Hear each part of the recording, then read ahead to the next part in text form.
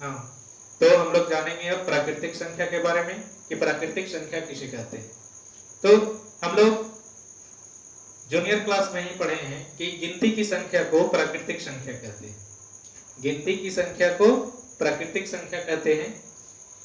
गिनती की संख्या कौन कौन से गिनती की संख्या कैसे हम लोग गिनते हैं, देखें उसको थोड़ा।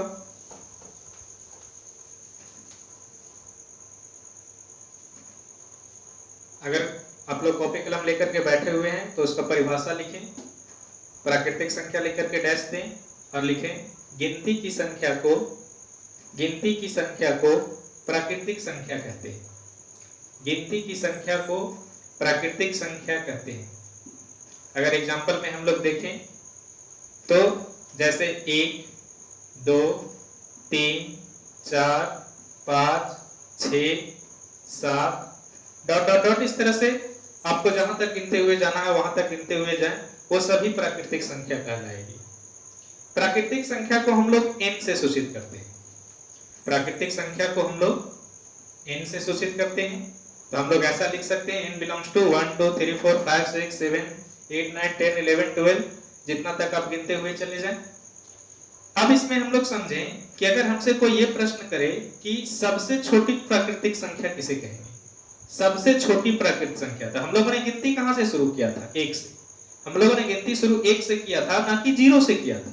1 से, गिनती में कभी 0 नहीं आता। तो गिनती कहां से शुरू करते हैं? 1 से। तो हमारा जो सबसे छोटी प्राकृतिक संख्या होगा वो होगा 1। कौन सी संख्या होगा? 1। ये सबसे छोटी प्राकृतिक संख्या हो गया। तो और अगर आपसे पूछा जाए कि सबसे बड़ी प्राकृतिक संख्या, तो भाई सबसे बड़ी प्राकृतिक संख्या हम लोग बता नहीं सकते, क्योंकि आप कितना लास्ट तक गिनते हुए जाएंगे। अगर कोई कह दे कि 1 अरब 10 अरब 10 खरब ये सबसे बड़ी गिनती की संख्या हो जाएगी, तो आप 11 खरब कह दें, 12 खरब कह दें, ये तो उससे भी बड़ा हो गया। तो हम लोग इस तरह से सबसे बड़ी प्राकृतिक संख्या बता नहीं सकते। इस तरह से हम लोग देख लिए कि सबसे छोटी जो प्राकृतिक संख्या 1 है और सबसे बड़ी प्राकृतिक संख्या बताया नहीं जा सकता। अब हम लोग दूसरा देखते हैं। दूसरा हम लोगों ने पढ़ा था कौन सी संख्या? पूर्ण संख्या का नाम सुने हम लोग। पूर्ण संख्या को अंग्रेजी में क्या कहते हैं भाई? होल नंबर कहते हैं। पूर्ण संख्या भी गिनती की संख्या, अभी हम लोगों ने पिछले में देखा था प्राकृतिक संख्या में कि गिनती की संख्या को प्राकृतिक संख्या कहते हैं, और जब प्राकृतिक संख्या में शून्य को भी शामिल कर दिया जाता है तो वो पूर्ण संख्या का समूह बन जाता है। जैसे 0 1 2 3 4 5 6 7 डॉट डॉट डॉट। आप देखें यहां से ये लास्ट तक के ये सब नेचुरल नंबर है, प्राकृतिक संख्या है, और इस प्राकृतिक संख्या में हम लोगों ने किसको शामिल कर दिया? 0 को। तो जब इसमें 0 शामिल कर दिए तो हम इसको परिभाषित इस तरह से कर सकते हैं। आप लोग लिखें कि प्राकृतिक संख्या में शून्य शामिल करने पर बना समूह संख्या को पूर्ण संख्या कहते हैं। अगर आपसे कोई पूछे कि सबसे छोटी पूर्ण संख्या कौन है, सबसे छोटी पूर्ण संख्या कौन है, तो आप देख सकते हैं इसमें कि सबसे छोटी पूर्ण संख्या कौन है? 0 है। पूर्ण संख्या को हम लोग W से सूचित करते हैं। किससे सूचित करते हैं? W से। तीर का निशान देकर के नीचे लिख लें कि पूर्ण संख्या को कैपिटल W से सूचित किया जाता है। सभी लोग लिखते चलें, नहीं तो आपका तैयारी अधूरा रह जाएगा। रिवीजन करने में बहुत मददगार होगा, नहीं तो हमारा वीडियो बनाने का और आपको वीडियो देखने का कोई फायदा नहीं होगा। हम लोग पूर्ण संख्या भी देख लिए। क्या देखें इसमें कि गिनती की संख्या में यानी कि प्राकृतिक संख्या में 0 शामिल कर देने से जो संख्या समूह बनता है वो पूर्ण संख्या होता है। अगर आपसे कोई पूछे कि 0 पूर्ण संख्या है कि नहीं, तो आप बेहिचक बोलेंगे कि 0 जो है वो पूर्ण संख्या है। 1 पूर्ण संख्या है कि नहीं? 1 भी है। 2 है कि नहीं? है। 3 है कि नहीं पूर्ण संख्या?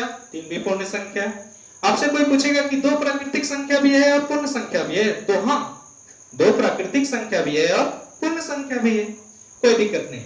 तो सबसे छोटी पूर्ण संख्या 0, सबसे बड़ी पूर्ण संख्या अगर आपसे पूछा जाए तो इसमें नहीं बता सकते हम लोग, लास्ट तक कहां तक आप गिनते हुए जाएंगे। तो इस तरह से सबसे छोटी पूर्ण संख्या 0 हुआ और सबसे बड़ी पूर्ण संख्या नहीं बताया जा सकता है। अब हम लोग तीसरा देखते हैं। तीसरा हम लोगों ने देखा था पूर्णांक संख्या।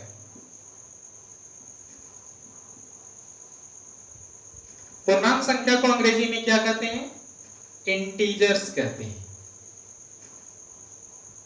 इंटीजर्स कहते हैं।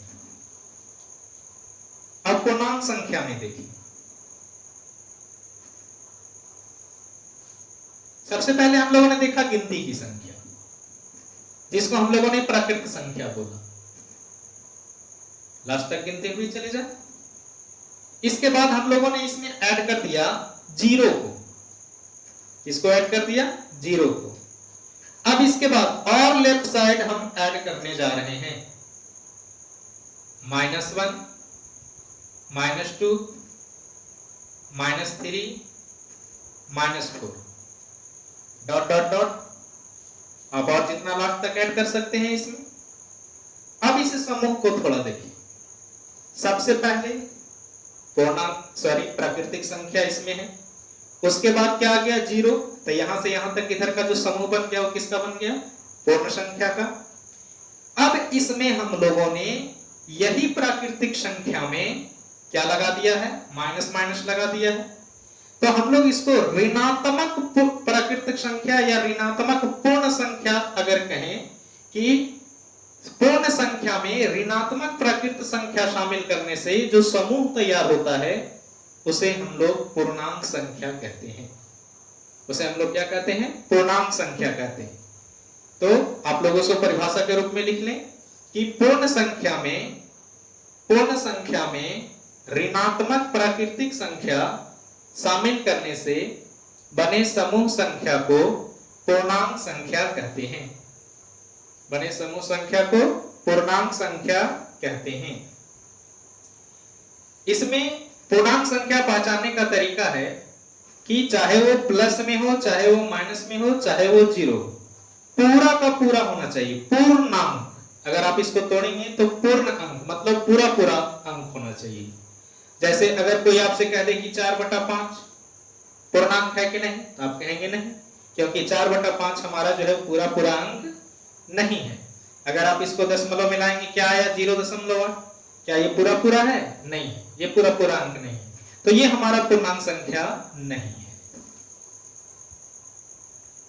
पूर्णांक संख्या को हम लोग जो सूचित करते हैं वो या तो i से करते हैं या फिर z से करते हैं। किससे करते हैं? या तो i से या फिर z से सूचित करते हैं। लिख लें इसको तीर का निशान देकर के कि पूर्णांक संख्या को i या z से सूचित किया जाता है।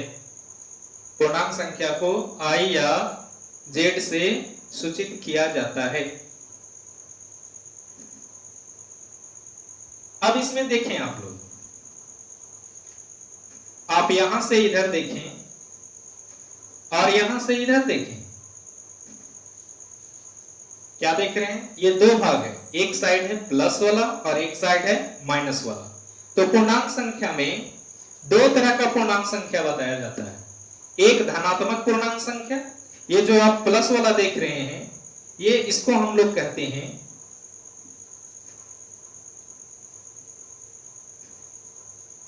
धनात्मक पूर्णांक संख्या।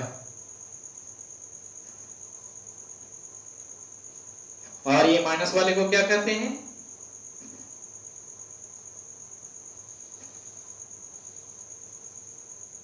ऋणात्मक पूर्णांक संख्या। तो धनात्मक पूर्णांक संख्या और एक ऋणात्मक पूर्णांक संख्या बन गया। यहाँ पे पूर्णांक संख्या कितने तरह का हो गया? दो तरह का, धनात्मक पूर्णांक संख्या और ऋणात्मक पूर्णांक संख्या। अब पूर्णांक संख्या को हम लोग सूचित करते हैं i या z से, लेकिन धनात्मक पूर्णांक संख्या को किससे सूचित करेंगे? तो इसमें i से ही सूचित करेंगे, लेकिन ऊपर में आप प्लस लिख दें तो ये धनात्मक पूर्णांक संख्या को सूचित करेगा, और i के ऊपर माइनस लिख दें तो ये ऋणात्मक पूर्णांक संख्या को सूचित करेगा। कंप्लीट हुआ? उतारते जाएं आप लोग इसी तरह से, आगे बढ़ते हैं। पूर्णांक संख्या के बाद अब बारी आता है